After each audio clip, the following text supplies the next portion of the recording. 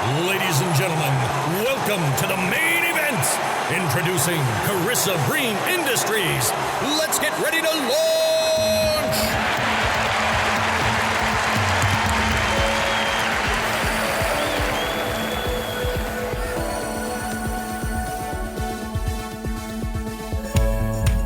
I caught up with Nicole Stephensen, a privacy expert who has a dedicated passion for the world of privacy. We spoke about privacy by design and where she believes the space will evolve to.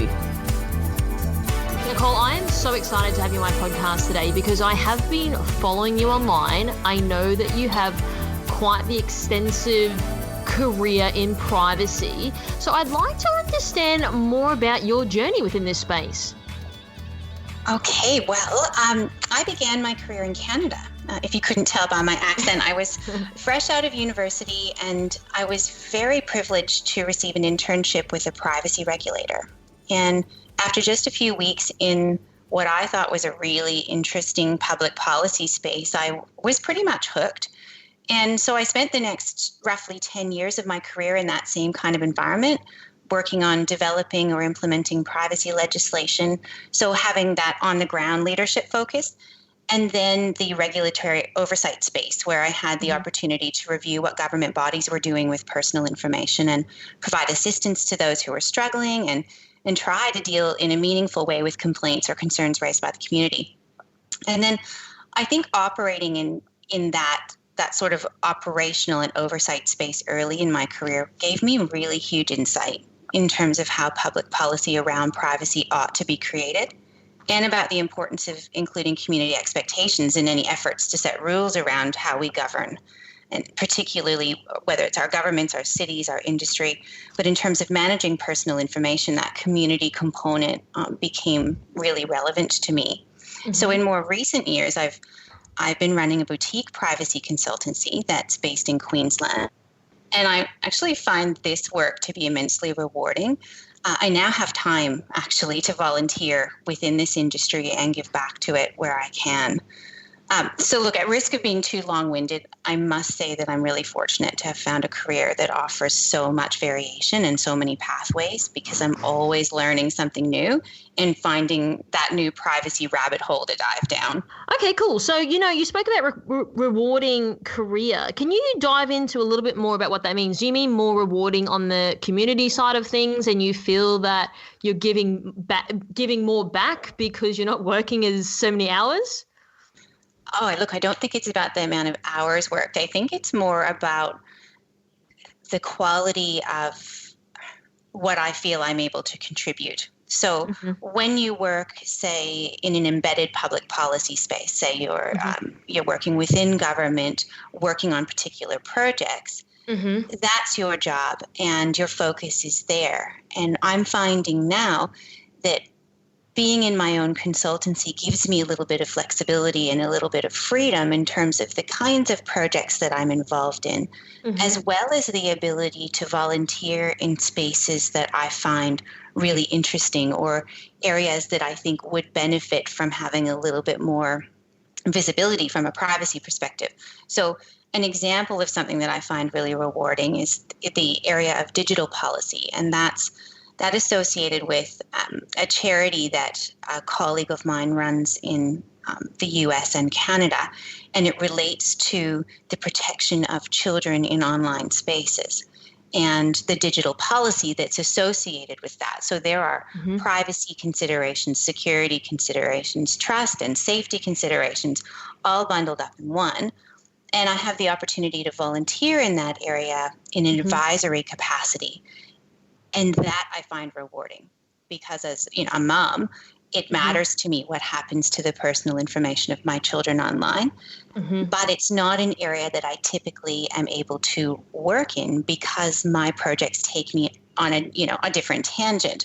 So having the opportunity to volunteer in that ancillary space is fantastic. I 100% agree with you. Privacy is an area that I feel that I'm very curious about, and I feel that a lot of people, especially that I talk to that are outside of security or technology, don't really understand what that means. And I know that we all know what privacy is, but can you explain how we understand it in a business context? Because I know it's sort of changed face. Look, it has. I think in the 1980s, the OECD released fair information principles, which were related to the idea of privacy being a basic right or freedom that a person ought to be able to enjoy. So that could be the right to be left alone or the right to be free from unnecessary intrusion into our personal life. And that became the way that privacy was conceptualized when privacy laws were starting to be constructed the world over. What's happening now, though, with the digital economy is that privacy is morphing. And what perhaps used to matter to us as individuals or even to us as businesses is changing a little bit. So I find that talking about what privacy means for us as individuals often is very useful for businesses in terms of breaking down what privacy means in their business context, particularly if a business is involved with some kind of work that involves the personal information of individuals, whether it's providing a service, providing a benefit, mailing something to or from, being an information broker, whatever it is they do. So I often talk about privacy in 4 different contexts. I talk about privacy in terms of, say, the personal bubble that a person has, right? Their own personal space that they occupy, their home perhaps, or their office. I also talk about privacy in terms of a person's body or their inner self. That could be something like DNA, physical or mental health, or feelings. An area where it's very relevant for businesses is communications. So the methods that are used to communicate as well as what I choose to communicate and to whom. And then finally, in terms of information, my identity and what's known about me. And if you think about privacy in those contexts, there's a real challenge, right, with defining what it is, because everyone has a different point of view or a threshold in relation to what they consider to be private. So where privacy to some people might be about that old idea of the right to be left alone, for others, and particularly those who are more engaged with the digital economy, say they're consumers or they're using social media as a primary form of communication, it might be more about the ability to exercise choice or control in terms of what happens to the information about them. So for businesses, they're lucky in a way because privacy laws, as they are amended over the years or as we receive new ones in the global space, such as the European Union's General Data Protection Regulation, we find that the understanding of that amorphous idea about privacy is then made more concrete because it's set out in law. So here in Australia, for example, privacy is regulated by the Federal Privacy Act 1988 and then the various state and territory privacy regimes.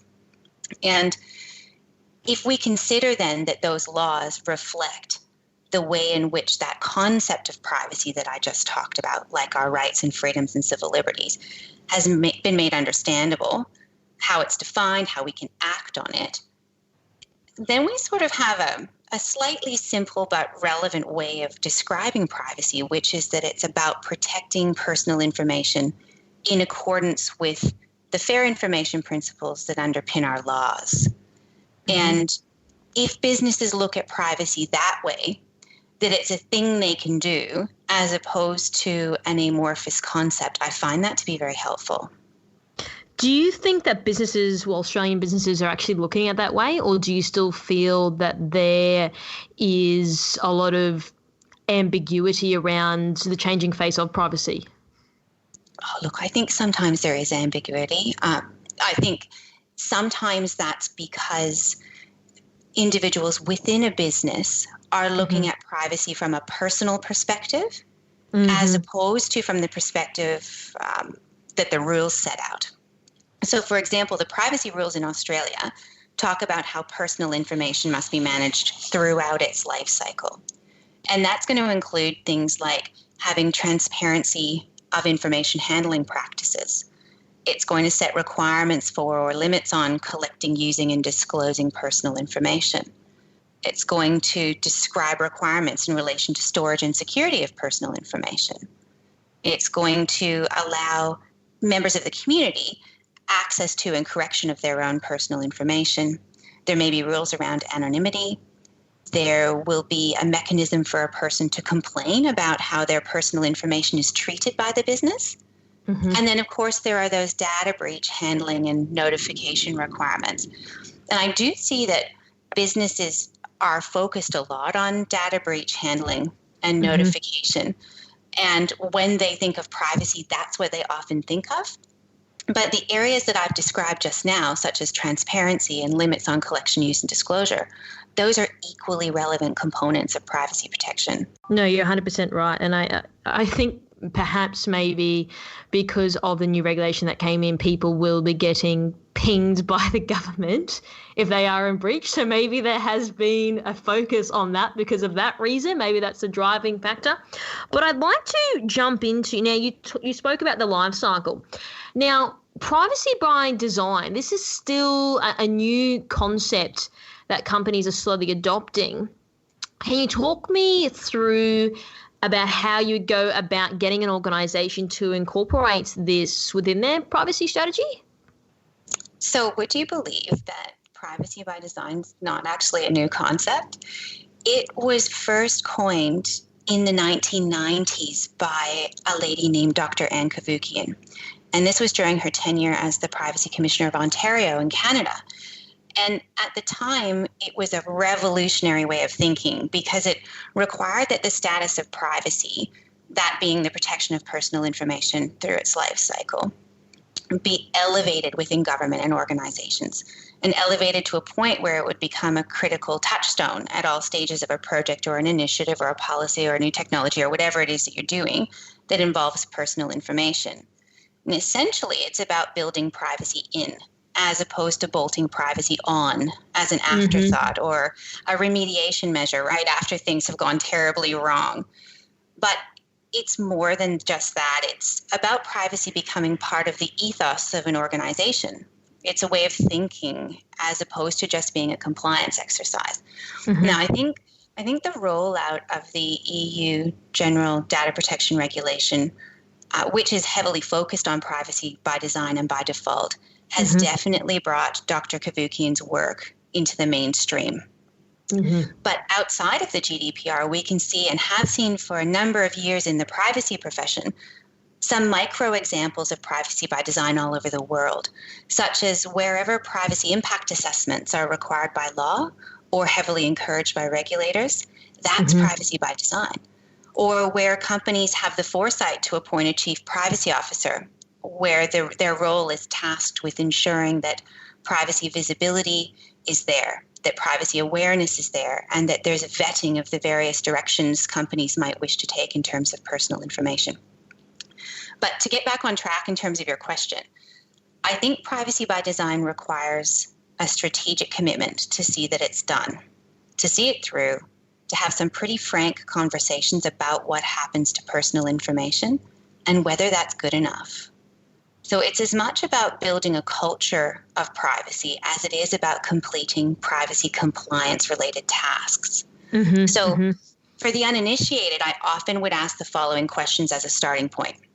I would ask, do you have a privacy vision for the organization? Do you have a person in the C-suite or some other senior and empowered leadership role who will champion privacy for the organization? How visible is privacy strategically in your organization? And do you know what privacy laws apply to you? Now, usually by that point, the penny's dropped, and there are any number of desirable strategic and operational privacy outcomes that can be brought to the table and then designed for. I got you. Okay. Now, just the privacy law. Do you think that people aren't aware about that they're not really sure when it comes to the laws around their privacy for that particular organization? Well, I think it can be really challenging, particularly in the digital economy, because we're not just doing business within our own borders anymore. So a few years ago, for example, the relevance of these trans-border data flows, the relevance of the way that we do business online, where borders are fluid. They don't actually exist in that connected online space. How we then deal with the protections around personal information becomes a bit muddy. You know, if our business is in Australia and we're required to comply with Australia's Privacy Act, we probably get that. But if our business provides services to people in the EU and those services involve personal information, all of a sudden the General Data Protection Regulation is also going to apply to that business, to that information processing activity. That's right. And a number of businesses find that really challenging. Even determining whether or not the law applies to them can be tricky, and is a point at which businesses really ought to be getting legal advice. There was a lot of talk around it when it came out, the GDPR stuff. And then I still feel like there is, like we said, a bit of ambiguity there.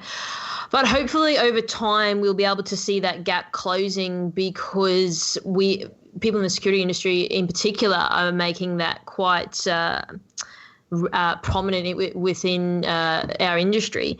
But the other thing that you mentioned before was way of thinking. Now, we talk about this from a security point of view in terms of the compliance. So, for example, when people talk about pen testing, we say, do you want a tick in the box or do you actually want a proper pen test? What would be sort of more of a thorough way of ensuring that people are doing privacy the right way versus just getting the tick in the box and then moving on? Well, I do think it comes back to that whole notion of privacy by design, that privacy is built into the culture of an organization as opposed to being a compliance exercise.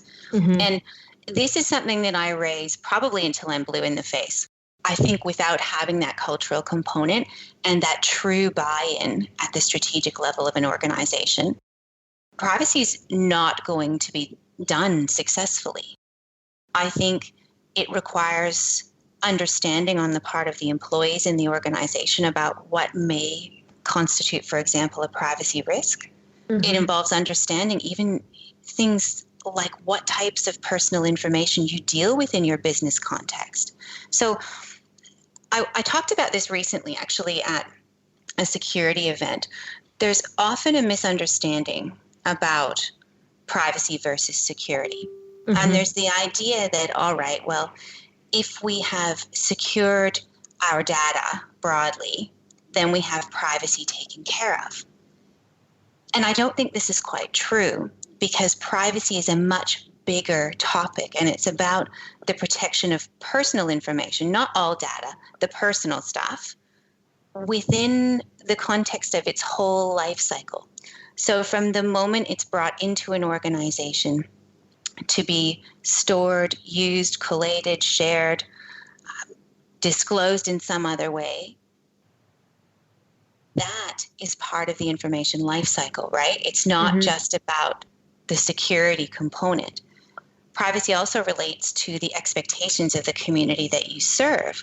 So if as an organization you're looking at it from purely a compliance perspective, you're not really understanding the point. The point is that all of us are individuals within society. All of us have to give our personal information in order to receive a service or a benefit or an outcome. And we do that in exchange for the promise that whoever has our personal information will take care of it and they won't misuse it. Now, if businesses haven't designed for privacy properly, if it's not part of their ethos, it's not part of the way that they think, I think a business is going to fall down there.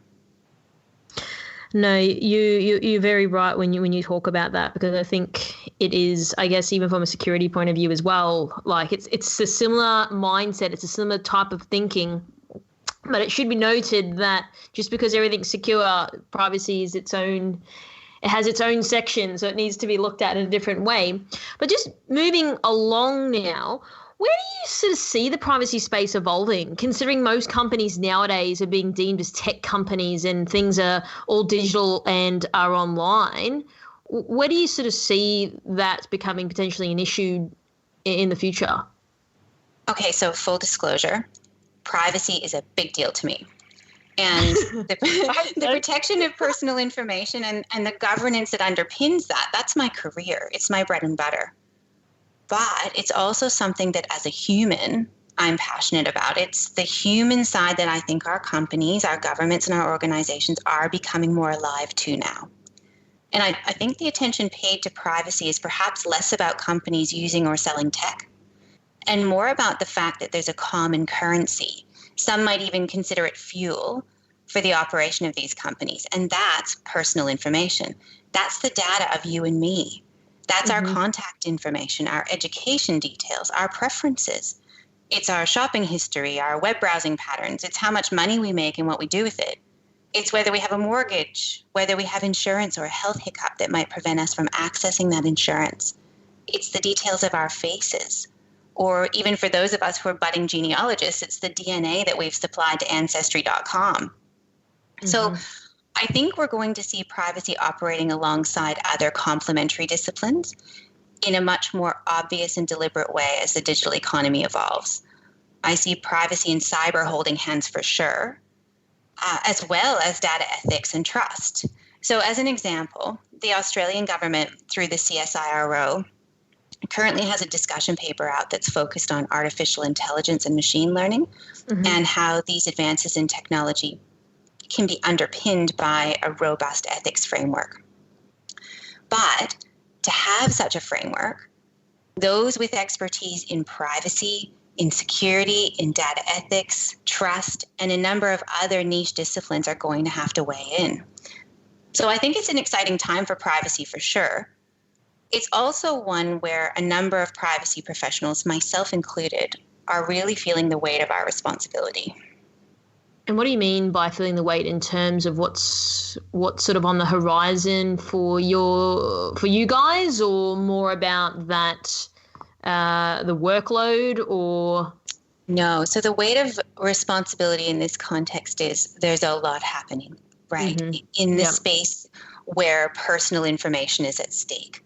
So the example that I gave about artificial intelligence and machine learning, if there's going to be a framework that underpins those activities, it's really important that those who are articulating the framework first have an adequate understanding of what privacy is in the context of artificial intelligence and machine learning, and how privacy can help to support whatever that framework is. Now, if people like me and my colleagues don't weigh in on those discussions, and privacy is misconceptualized or not taken seriously enough, there's a real potential that the community that we serve could be let down. So that's what I'm talking about in terms of the weight of responsibility. No, you're 100% right. And I think because things are coming out all the time, like new technology, new way of doing things. So it's I guess even from a security point of view, it's this we've got to keeping up with everything that's coming out. So I do appreciate the work that you guys do, because it is something that I value a lot. And I think it's something that definitely needs to have close attention from an executive, but even as an individual as well. But where should we, I guess from a security point of view, be focusing from a privacy and trust perspective? And what advice can you provide to some of our listeners? Okay, so instead of answering your question from an outward-looking perspective, as in what issues, areas that I might consider to be hot buttons, I'd really like to focus on the internal, because I think it has real value in terms of how we think about privacy organizationally. Now, in the privacy profession, I've learned that much can be accomplished when privacy becomes a topic of opportunity rather than a roadblock. So it's progress rather than obstruction. It's so like catching flies with honey. Now, internally within our governments and our organizations and businesses, I think we need to have that mindset that privacy is an opportunity to handle personal information in accordance with the law, and also to meet various community expectations associated with that. It's the meeting of or even exceeding expectations then that's going to help build and maintain trust. Now, privacy is also an opportunity to really understand your business, whatever it is, in the context of personal information. So what do you need? Who is it about? How much do you need? Where is it stored? How can you keep it secure? Is it necessary for it to be identifying, or can you anonymize it somehow? And privacy is also an opportunity to know who within your business has a key role to play in privacy. And I think there's tremendous benefit from having a number of privacy skilled, but clearly cross-functional privacy touchpoints from these areas. For example, legal or legislative policy, ethics, human resources, risk management, complaints management, information security, absolutely. But also your ICT folks, right? The guys that procure and deploy the tech, internal audit, information asset management, records management, and communications or media. So there's really incredible breadth within our organizations to focus on concerns around privacy and to build community trust in that regard. And the idea that we might have the opportunity in our businesses to create little pods of privacy expertise, or even pods of expertise where you can see how complementary the disciplines are. So privacy and cyber, for example, it's like privacy and cyber professionals stand back to back with their swords out fighting the same fight. And the idea that we might be able to make this more obvious within our organizations, I think will be tremendous, not just for the organizations themselves, but also for the industry. Wow, that was very insightful. I appreciate that. And I really appreciate the privacy champion. I think I remember working in an organization back in the day, and we had the security champion. So I do resonate with a lot of the things that you have said today. And I really appreciate you taking the time to explain that, because I do feel like I do get a lot of questions around this topic, and it's something that is changing face within Australia simply because of the regulations and things like that coming out. So I do appreciate you providing that detail. But lastly, how can people reach out to you if they want to know more about you being the privacy person that what did you say earlier? You said, I really love and live and breathe what I do. So it makes sense that if someone has a privacy question, that they should reach out to you. Well, there are a few ways. An obvious way, and one that's often quite comfortable for people within our professions, is to just find me on LinkedIn. Another area is to come and visit my website, ground.privacy.com.au. Have a look at what I do and send me your queries if you have any. And I do think, if you don't mind, I'd love to give a plug to the Privacy Matters podcast, which is something that I operate through the Internet of Things Security Institute. And that podcast focuses on privacy in the context of deploying IoT for smart cities and critical infrastructure. Awesome. Okay. Well, thank you very much for taking the time and to explain a little bit more what privacy means to our listeners. I appreciate it. My pleasure. Thanks for having me.